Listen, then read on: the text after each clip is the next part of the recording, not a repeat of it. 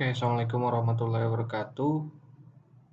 Selamat datang di video selanjutnya mengenai stoikiometri. Nah, permasalahan selanjutnya yang sering ada di stoikiometri adalah reaksi pembatas, ya. Nah, apa itu reaksi pembatas? Reaksi pembatas adalah reaksi yang habis terlebih dahulu. Ya, sudah saya tandai nih.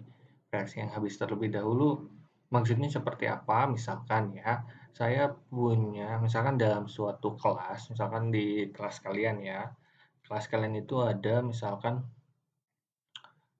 perempuan. Nah, ini perempuan ya. Ini perempuan. Perempuan sebanyak misalkan ya. Ya, misalkan perempuan sebanyak 5 perempuan ya. Ini misalkan di kelas kalian ada 5 perempuan. Nah, sedangkan laki-laki di kelas kalian ada 3 misalkan ya. Laki-laki di kelas kalian ada 3. Nah, untuk menjadi pasangan satu perempuan dan satu laki-laki ya. Satu laki-laki itu kira-kira akan menjadi pasangan berapa pasangan ya. Satu perempuan dan satu laki-laki kira-kira akan menjadi berapa pasangan? Ya, betul sekali ya. Kalau kita pasangkan satu-satu ini dengan ini misalkan ya.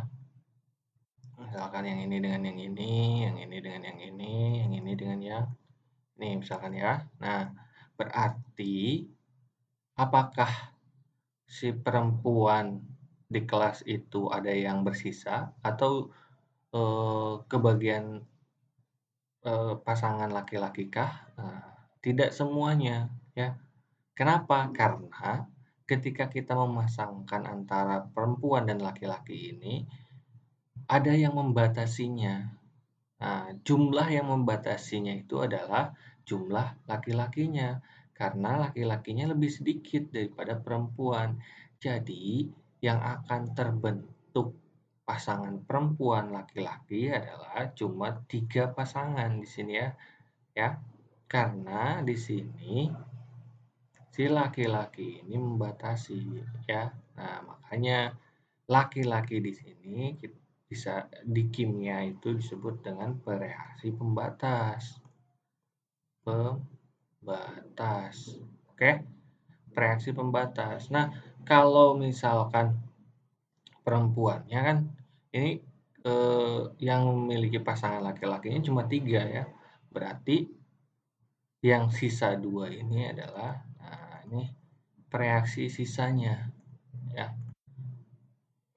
Oke? Nah, ini produknya. Nih, produknya. Oke? Seperti itu ya.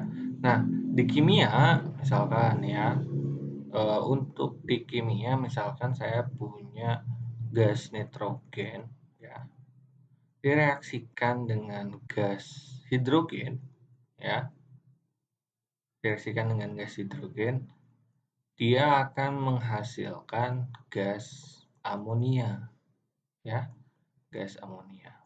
Nah, ini seperti biasa selalu setarakan reaksinya ya. Nah, oke.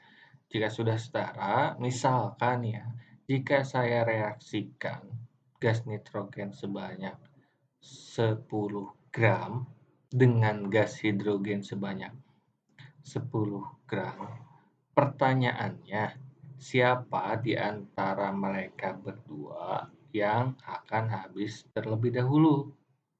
Atau bereaksi pembatasnya siapa? Pembatasnya siapa? Ya, pertanyaannya seperti itu. Ya, apakah si N2 atau H2? Kayak gitu ya. Cara menentukan reaksi pembatasnya gampang. Saya akan kasih tahu nih cara-caranya ya, step-stepnya. Oke, langkah menentukan reaksi pembatas. Reaksi pembatas. Oke. Langkah pertama itu tentukan mol masing-masing reaksi ya. Nah, atau hitung mol masing-masing reaksi ya. Reaksi. Oke. Setelah didapat molnya, bagi mol ya. Mol masing-masing reaksi ya. Reaksi dengan koefisien masing-masing ya, koefisiennya. Oke. Setelah itu baru kita bisa menentukan siapa yang jadi reaksi pembatas, yaitu hasil bagi terkecil menjadi reaksi pembatas ya, menjadi reaksi pembatas. Oke, menjadi reaksi pembatas seperti itu ya. Nah, untuk selanjutnya saya akan memberikan contoh di video selanjutnya. Oke.